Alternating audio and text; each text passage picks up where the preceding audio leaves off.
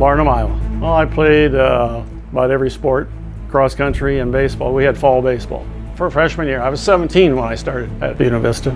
I played some point guards, so we kind of cleared out the floor once in a while and just let me do my thing. And I don't care who you guard, I'm going to score on you.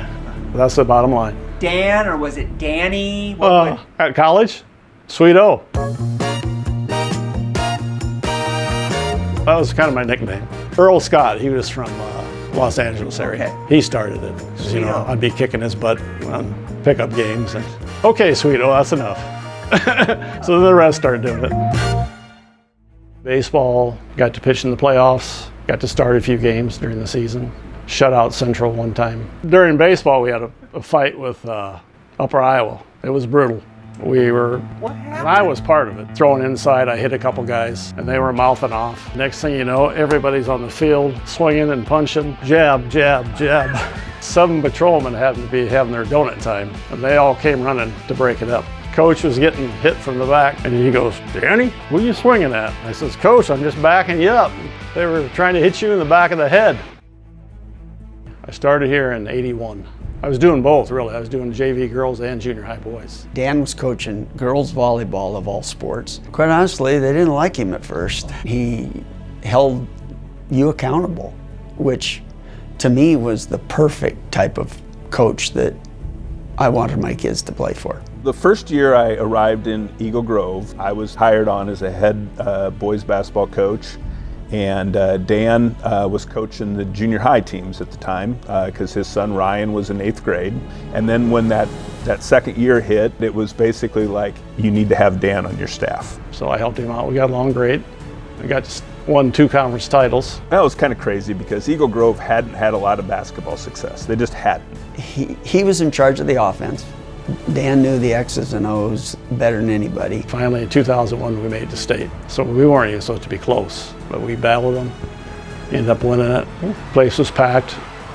So it was the first time ever for Eagle Grove state basketball. Just to see the jubilation of the fans, of the players, of the coaches, knowing we were moving on to the barn. So after the game, we went back to Eagle Grove and had like just kind of a gathering in the gym. There was a lot of people there or whatever, and of course the team came out, and I do recall Dan just saying that, hey, 7 kids played in this game, 7 didn't, but the 7 that didn't are just as important as the 7 that did. He was just a mentor to the kids, you know. My daughter, who is now in her 40s, still today tells me that Dan O'Hearn was the best coach she ever had. Not only from an athletic standpoint, but in life. One of the most humble guys that you'd ever find. Dan doesn't gloat. He's not the kind of guy that's going to say, "Oh, by the way, did you know that I was at BV, I scored X amount of points and I did this and I did that." He never did that. But this is a family award, I think, because they were all involved at some point, whether they come to the games or playing pickup games in the shed. They always tried to make it to the home games in Storm Lake. And my mom also. She died at 2016, but I wanted her there for this. She was the rock of the family. Taught school for 30 years.